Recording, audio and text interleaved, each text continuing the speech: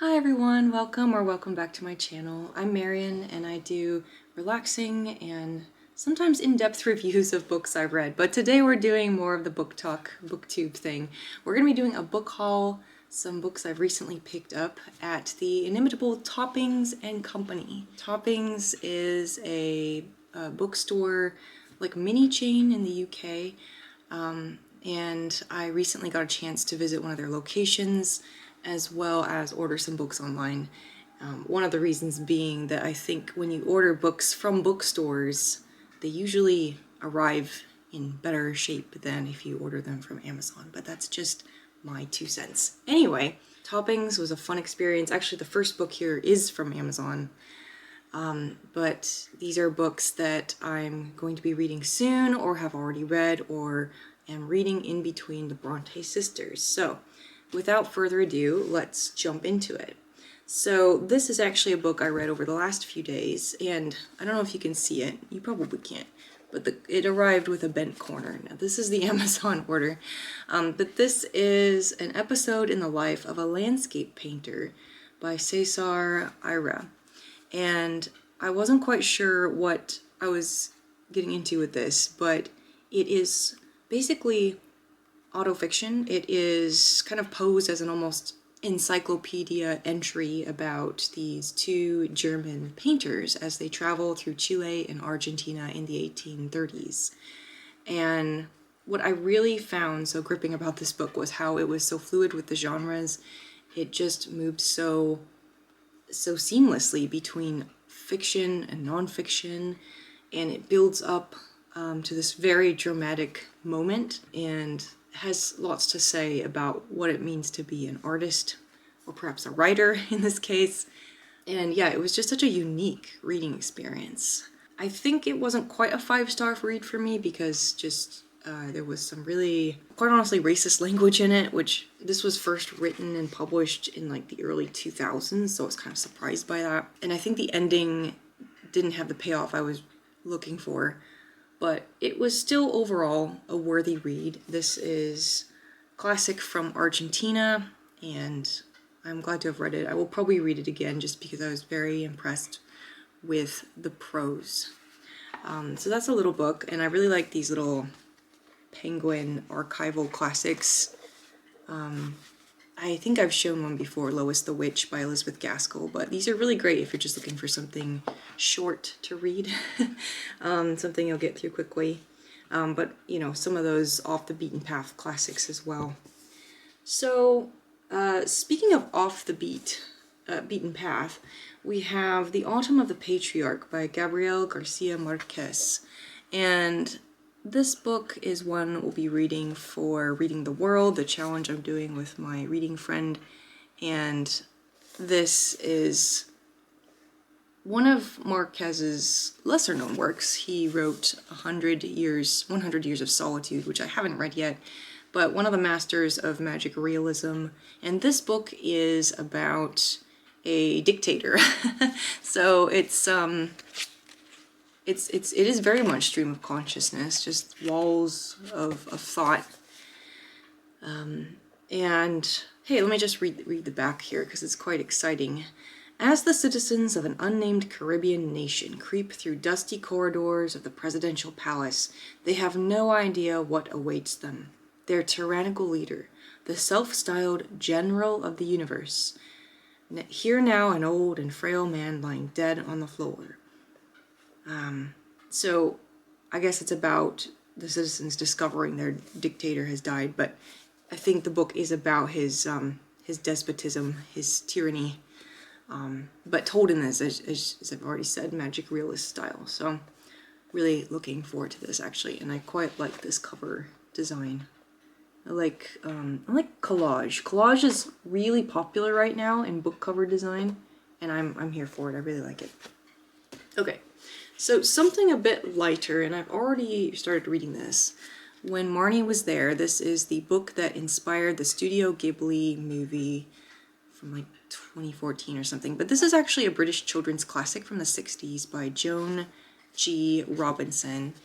And it's a story of a girl, an orphan girl, So think Anne of Green Gables or Pollyanna. But unlike Anne of Green Gables or Pollyanna, this girl, and her name is Anna, she's very introverted and quiet and not very happy. And she's sent to the seaside in Norfolk, England, to recuperate, basically, to boost her spirits. So she's sent to live with some friends, and she starts to explore the area. And if you've watched the movie, you know what happens next. But basically, she meets this girl, Marnie, and they become friends.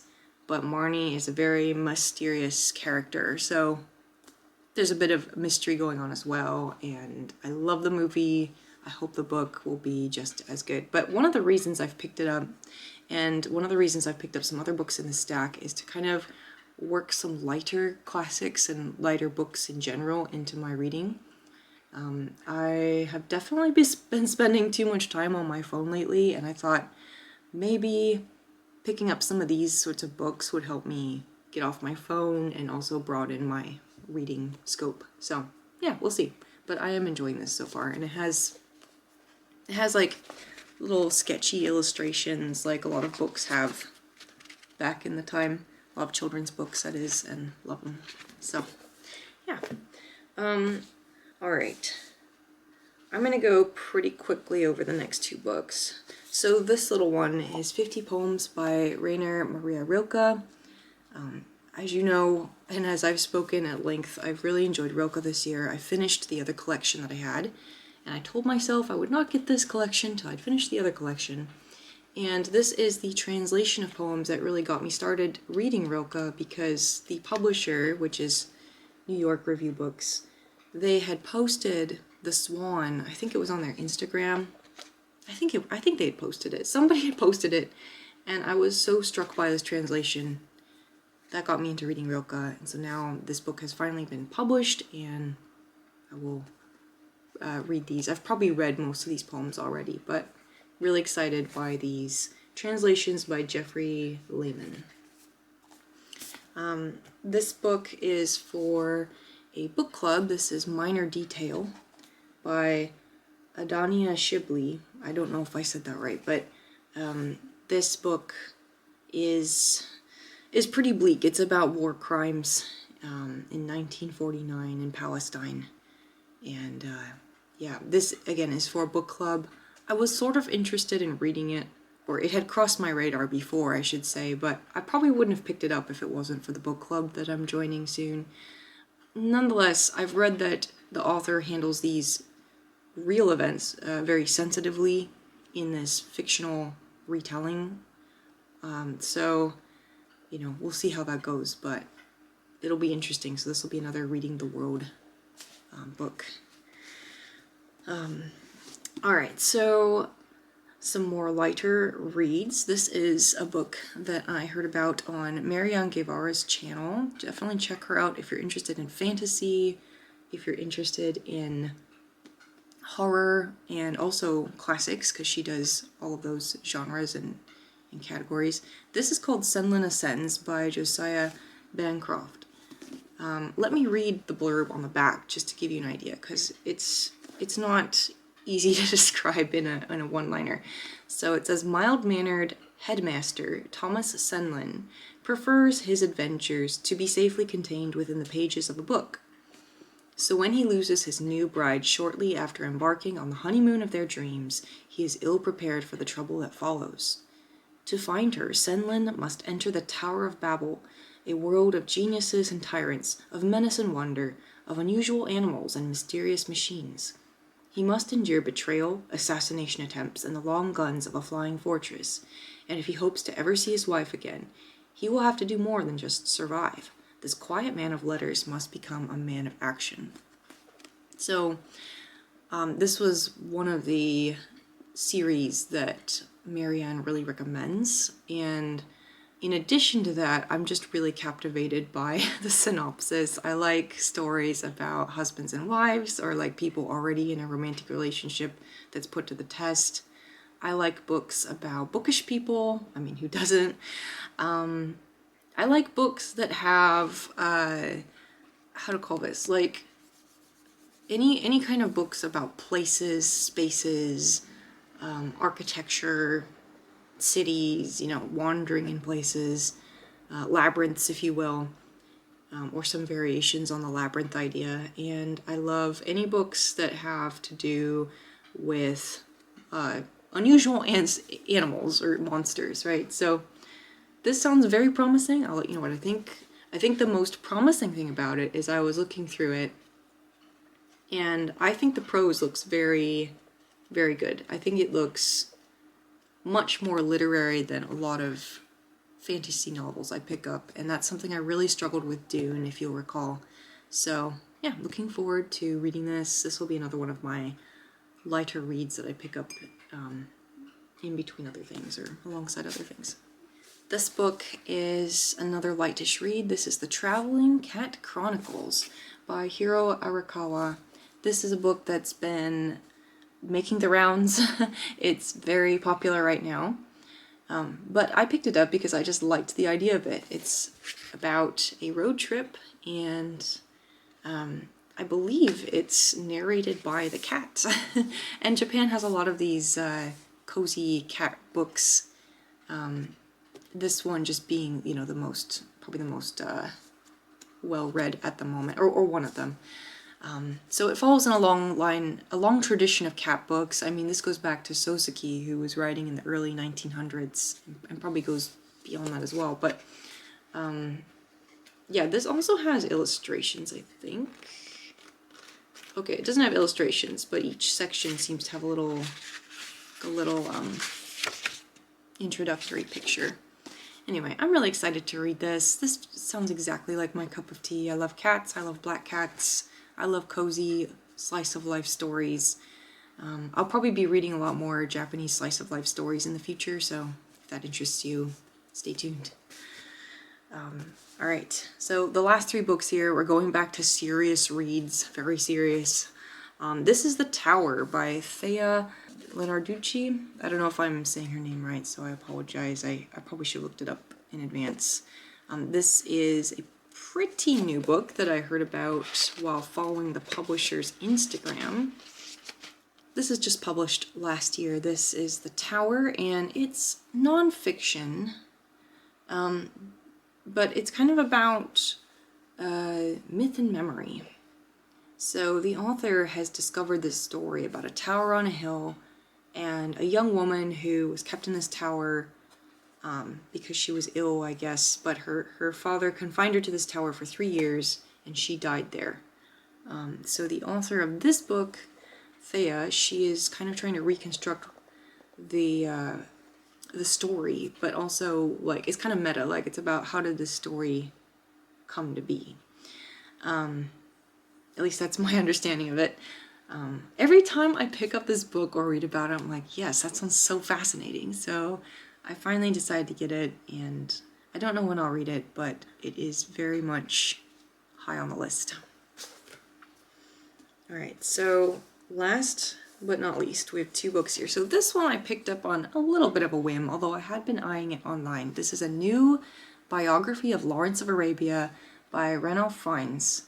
The explorer Ranulph Fiennes, whom I don't know that much about. I just recognize his name, and I just have this vague idea of who he is.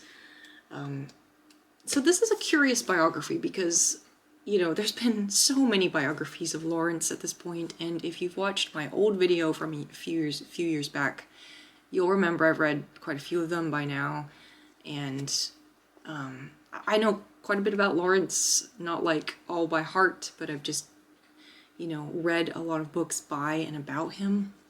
And so, you know, what's the impetus for picking this up? Because this is very much for a popular audience. I mean, there's like a blurb from the Daily Mail at the top and one from the Telegraph.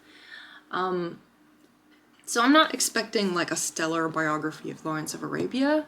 What I'm really interested in is, I guess, two things. One is kind of refreshing my memory through a new biography, you know, trying to remind myself what I learned already. I'm kind of ready to reread Seven Pillars of Wisdom. That's Lawrence's memoir, but this book will probably be my foray, kind of getting back into this topic, into Lawrence's biography and the whole zeitgeist of the era. I think that the other thing that appeals to me about this is Fiennes is going to be putting some of his own anecdotes in it, and since I don't know much about him, this is a chance to learn about him. So, and the blurb at the top is, you don't have to have led a desert army into battle to tell his story, but it helps. So, I don't know if that's like a plus for this, for a biography of Lawrence of Arabia. But I think what I appreciate about this book is the author is obviously very clear about the angle he's bringing here, and he's very clear about making this semi-autobiographical as well. So I'm just interested in all these different angles, and yeah, I don't have the highest expectations, but I think it'll be fun, and I think I'll learn something. So there you go. I don't know why I'm like over-explaining all these, because really, you don't need to have like a huge reason to read a book, right? You can just be like, oh, that looks interesting and fun. Let's read it. All right, so the very last book here is certainly going to be interesting and fun. This is Kafkaesque, and this book is another one I've been I've been eyeing it online on Goodreads. And this is specifically about the translators of Kafka. Now, this is significant because Kafka wasn't super popular and famous in his own day. He did give public readings and things. He wasn't, you know, an absolute nobody, but it was really after his death that he became more read. So, you know, and now he's just, everyone talks about Kafka, right? Everyone's compared to him if they write anything remotely similar to what he wrote, or even if it's not similar at all. So, you know, and some of the translators here have very interesting stories of their own. Milena, whom he was in a relationship with, she translated him into Czech. There is Borges apparently translated Kafka into Spanish. Now, I didn't know that. I guess Nabokov also annotated the Metamorphosis. I didn't know that either. So I am looking forward to reading this. This is pretty new. First English translation in 2026, so fresh off the press of Kafka books. And one thing I've really noticed is I love Kafka, but reading about him is also really interesting. I think it's similar to Lawrence of Arabia in the fact that they both lived in the early 1900s, and it's such a curious time in history because you've got a lot of social change, you've got a lot of political change, massive turmoil in Europe, and just crazy stuff happening, and you've got people from very diverse backgrounds as well. Kafka being Jewish, and having, I believe he was born in the Austro-Hungarian Empire, but obviously where he specifically lived underwent many changes through that whole period in terms of national identity as well. And with Lawrence of Arabia, I mean, there's this whole thing about him learning that he's illegitimate, and like that kind of having a big emotional and mental impact on him, and the way he views himself and the way he views his life, you know. So really interesting characters, and I think I love learning about history through characters like this because there's just so much to unpack, and they've written so much of their own writing that you can really see them from so many different angles. So yeah, I'm really happy with all these books, and I think that I will be getting to most of these very quickly. So one of the things I will say is I did buy a lot of books, but I was really intentional about them, and I think that these are all very high priority reads for me coming forward. So yeah, hope you enjoyed this. Let me know if you've read any of these, or if you have any suggestions for like those lighter reads, like I was saying with like the Traveling Cat Chronicles or Marnie and those sorts of books. So let me know, and I will see you next time.